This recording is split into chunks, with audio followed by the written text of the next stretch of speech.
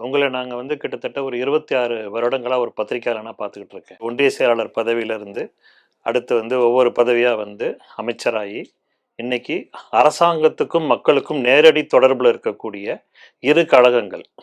அதாவது போக்குவரத்து கழகம், மின்சாரத்துறையோட கழகம் 2மே வச்சிருக்கிறீங்க.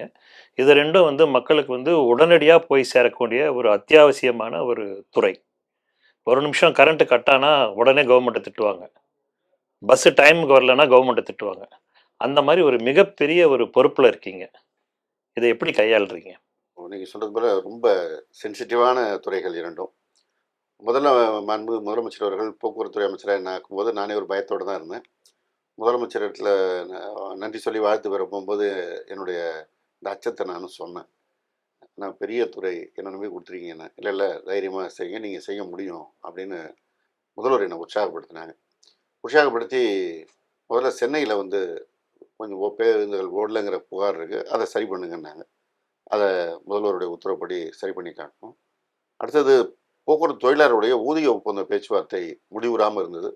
அதிமுக அரசுல அவங்க 3 வருஷத்துக்குள்ள முடிக்க வேண்டியத பேசி முடிக்காம அ விட்டுட்டு போயிட்டாங்க. அத திராவிட முன்னேற்ற கழக அரசு அமைந்த பிறகு அத பேசணும் அப்படின்னு வரும்போது முதல்வர் வந்து, "நீ போய் பேசு" அப்படின்னாங்க. எல்லோருக்குமே ஒரு சந்தேகத்திலே இருந்தாங்க. ஏன்னா முதல் முறை அமைச்சர். எஸ். அதுவும் இந்த ஒரு பெரிய துறைக்கு அமைச்சரா வந்துட்டு, இந்த பேச்சுவார்த்தை கிட்டத்தட்ட 63க்கும் மேற்பட்ட சங்கங்களோட பேச்சுவார்த்தை பேசி முடிக்க முடியுமா? அப்படின்னு. 1,00,000க்கும் மேற்பட்ட ஓ! தொழிலாளர்கள் வேற. 1,400,000 ஆமா 1,400,000 பேர் இருக்கிற 1,50,000 தொழிலாளர்கள் தொழிலாளர்கள். இருக்காங்க. அவங்களுடைய ஊதிய ஒப்பந்தம் கடந்த ஆட்சியில பேச முடியாம விட்டு போன அந்த ஒப்பந்தத்த பேசணுங்கிறது ஒரு சவாலான விஷயம்.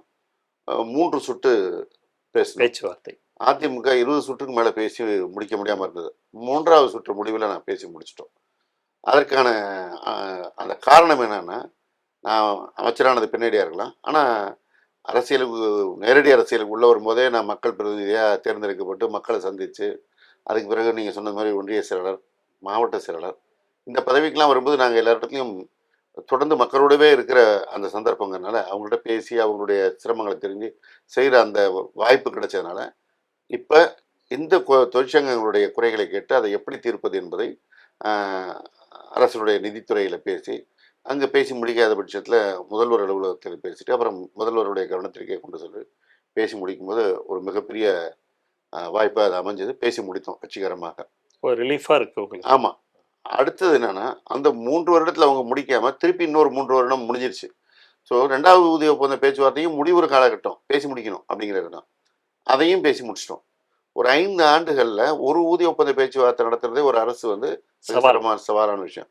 ஆனா, இப்போ இந்த 5 ஆண்டுல 2 ஊதிய ஒப்பந்த பேச்சுவார்த்தை நம்முடைய மாண்புமிகு முதலமைச்சர் அவருடைய தலைமையில முடிச்சு குடுத்துருக்கோம். இது வந்து உண்மையாவே எனக்கு மனநிறைவான ஒரு விஷயம். எ இன்றைக்கு இந்த துறை வந்து எந்த சங்கடமும் இல்லாமல் பணியாற்றுகிறாங்க. கீழ இருக்கிறவங்கன்னா, அவங்களுக்கு மாண்புமிகு முதலமைச்சர் வந்து கொடுத்த அவர்கள் எதிர்பார்த்த ஊதிய உயர்வு கொடுத்து, அவர்களுக்கு இருந்த பல்வேறு சங்கடங்கள்லாம் இருந்தது. அதெல்லாம் அந்த ஊதிய ஒப்பந்த பேச்சுவார்த்தையில பேசி முடிக்கப்பட்டு இருக்கிறனால தான், தீபாவளி பொங்கலின் போது கடந்த காலங்கள்ல எப்ப பார்த்தாலும் புகாரா இருக்கும். நீங்களே பார்த்துருப்பீங்க. ஆமா, ஆமா. பேருந்து இல்ல, மறியல் நடக்குது அதுன்னு. கடந்த 3 வருடமாக அந்த பிரச்சனையே இல்லாமல் மிக சுமூகமாக நம்முடைய போக்குவரத்து தொழிலாளர்கள் பணியாற்றி பொதுமக்களுக்கான சேவையை வழங்குனாங்கன்னா, இது நம்முடைய முதலமைச்சர் அவர்களுக்காக கொடுத்த அந்த பணி. அந்த முதலமைச்சருக்கு கீழ இருந்து இந்த பணிகளை செய்யும்போது ஒரு மனநிறைவோட நான் இருக்கிறேன். அதேபோல மின்துறை ஒரு எதிர்பாராத சூழல்ல அ அமைச்சர் அன்பு சகோதரர் செந்தில் பாலாஜி அவர்கள் விலகுற நேரத்தில அந்த துறையும் கூடுதல் பொறுப்பா என்னிடத்துல ஒப்படைச்சாங்க. இன்னைக்கு அந்த துறையுமே எந்த சிக்கலும் இல்லாமல், இப்போ நீங்க சொன்னது மாரி 1 நிமிடம் இல்ல கரண்ட் அந்த வரலனாலும் அந்த அது வந்து ரொம்ப சென்சிட்டிவான ஒரு சென்சிட்டிவ். 1 டிபார்ட்மெண்ட். நிமிடம் கரண்ட் மூத்த வரலனாலும் நிர்வாகி ஒரு ஒரு தொடர்ந்து அவங்க வீராசாமி அவங்க கிட்ட இருந்தப்பவே ஒரு ஆமா, பெரிய ஆமா, சர்ச்சையை ஏற்படுத்தி, ஆமா. ஆட்சி மாற்றத்துக்கே காரணமானது அந்த துறைன்னு சொல்லி சொன்னாங்க. இப்ப நீங்க வைக்கக்கூடிய அந்த 2 துறையுமே வந்து கொஞ்சம் வலுவானது. இன்னும் சொல்லப்போனா கடன் சுமையும் உங்களுக்கு அதிகம் இருக்கும். அதிகம். அ வரு கடன்ல வ தான் வ இயங்குகிற துறைகள். வருவாயும் இருக்கும். 2மே வந்து சேவை துறை தான். அதிக அதிக தொழிற்சங்கங்களும் இருக்கும். இதுல ஒரு 85,000 பேர் கிட்டத்தட்ட இதுல 1,00,000 பேர்னா, ஒரு 2,00,000க்கும் மேற்பட்டவங்கள நீங்க கையாளக்கூடிய ஒரு சென்சிட்டிவான துறையா இருக்கீங்க. இது வந்து உங்களுக்கு வந்து ஆட்சியாளர்கள் மேல ஒரு அதிருப்தி இல்லாம கொண்டு போகணும் நீங்க. அத எப்படி தொடர்ந்து நடத்திடுவீங்களா? கண்டிப்பா. ஏன்னா, அவங்க பொதுமக்களுடைய எதிர்பார்ப்பு என்னவோ, அத நாங்க முன்கூட்டியே சரி செய்து கொண்டு போயிட்டுருக்கிறோம். போக்குவரத்துறை எடுத்துக்கிட்டிங்கன்னா பழைய பேருந்துகள் ஓடுதுங்கிற பிரச்சனை இருந்தது. அந்த பழைய பேருந்துகள்லாம் கிட்டத்தட்ட ஒரு 8000 பேருந்துகள புதிய பேருந்துகளாக மாற்றிட்டோம். இன்னும் ஒரு 3000 பேருந்துகள் வர இருக்கிறது. அதேபோல தொழிலாளர்கள் பற்றாக்குறை இருந்தது. ஏற்கனவே ஒரு 685 பேர ரயில்வே பணி கண்டக்டரா நியமனம். எடுத்தோம்.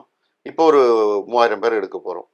ஸோ இந்த துறை சிக்கல் இல்லாமல் இயங்குவதற்கு என்னென்ன செய்யணுமோ அத வந்து இப்போ ஒவ்வொரு இடத்துலயும் செஞ்சுட்டு இருக்கோம். இப்ப அது நீங்க இல்லாம புதிய முயற்சி பேருந்துகள் 10 வருட பேருந்த மாத்திருக்கீங்களா? 15 வருட 15 வருட பேருந்து. 15 வருட ஆமா. பேரோட அதிமுக ஆட்சி காலத்துல போதிய அளவுல பேருந்து வாங்காதனால 15 வருட பேருந்துகள வைத்து நடுவுல அப்புறம் கொரோனா வந்துருச்சு. ம். கொரோனா நேரத்துல பேருந்துகள் தயாரிக்கப்படாத சூழல்.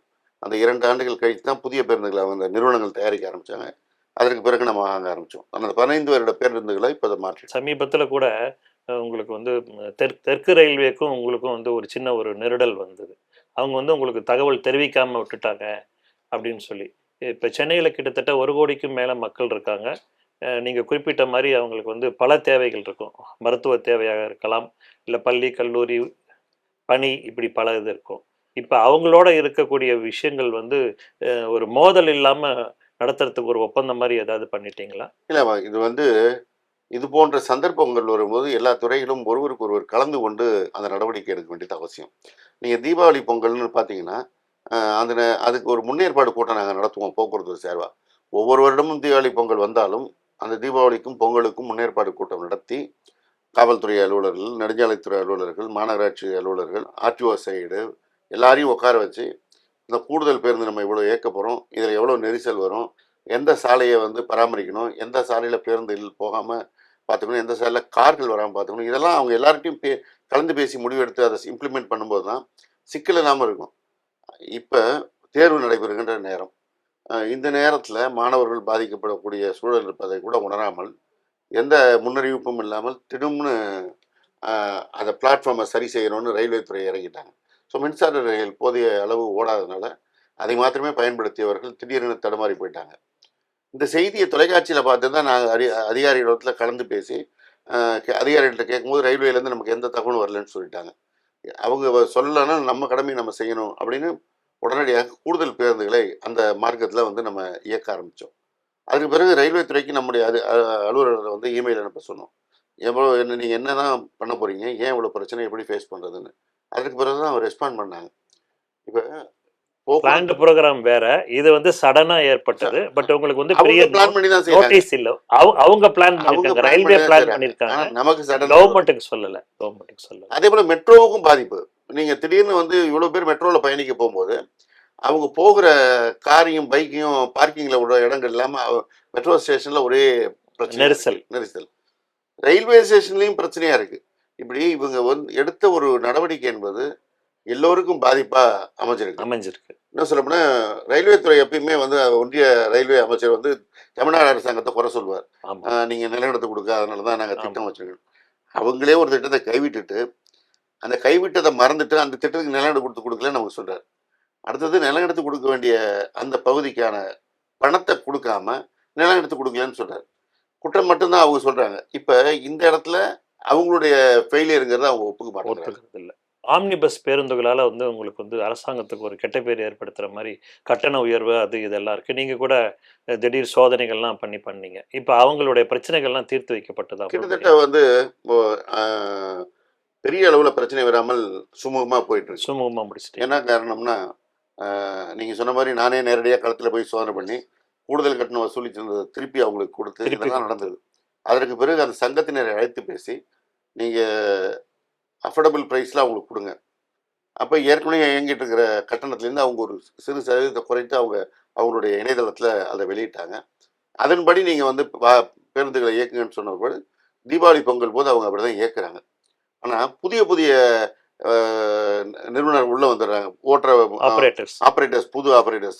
அவங்க வந்து புதுசா வாகனம் வாங்கிட்டு வரும்போது, இந்த சங்கத்துடைய நடைமுறை, அரசு நடைமுறை இது எதுவும் தெரியாம, அவங்க இத சில ரெட் பஸ் போன்ற இணையதளங்கள்ல போய் சேர்ந்துகிட்டு, கூடுதல் கட்டணம் வசூலிக்கும்போது தான் அதுதான் பிரச்சனை ஆகுது. பிரச்சனை ஆனால் வருது. அ 3, 4 வருடத்திற்கு முன்பு தீபாவளி இப்பல்லாம் பார்த்தீங்கன்னா, ஃபிளாஷ் நியூஸ் ஓடிக்கிட்டே இருக்கும். எஸ். அமுலிப்பேட்டை கட்டணம் உயர்வுன்னு. இப்ப அந்த பிரச்சனை இல்ல. ஆனால் எதிர்பாராம 3 நாள், 4 நாள் விடுமுறை வரும்போது, அந்த நேரங்கள்ல வந்து இவங்க அது மாரி சில விஷயங்கள பண்ணிடுறாங்க. இப்ப இன்னும் அதே மாரி ஒரு நம்ம எதிர்பாராத செக்டார் இருக்கும். வேளாங்கண்ணி, பெங்களூர். ஆமா இதை வந்து ஆம்னி ஓட்டுவாங்க. ஆமா ஆமா அரசு பேருந்து வந்து அந்த அளவுக்கு அங்கே ஓட்ட மாட்டோம். போக நம்ம வந்து நம்ம போக தமிழ் ஒரு குறிப்பிட்ட இதில் ஓட்டிட்டு இருக்கோம். அந்த செக்டாரில் அவங்க கூடுதல் கட்டணம் வசூலிக்கும் போது செய்தி என்ன ஆகும்னா ஆம்னி பேருந்து கட்டணம் உயர்வுன்னு தான் வரும். அது அந்த குறிப்பிட்ட செக்டாரில் ஒரு பஸ் 2 பஸ் தான் இந்த பிரச்சனை இருக்கும். ஆனாலும் இந்த தகவல் வருகின்ற பொழுது உடனடியாக அவங்க மீது ஆர்டிஓக்கள் மோட்டார் வெஹிக்கிள் இன்ஸ்பெக்டர் வந்து நடவடிக்கை எடுத்துக்கிட்டு தான் இருக்கும். தொடர்ந்து அவங்க நோட்டீஸ் கொடுக்கறது, அவங்க மேலே ஃபைன் போடுறது, இதெல்லாம் பண்ணி ஓரளவு கட்டுப்பாடாக தான் இருக்கிறது.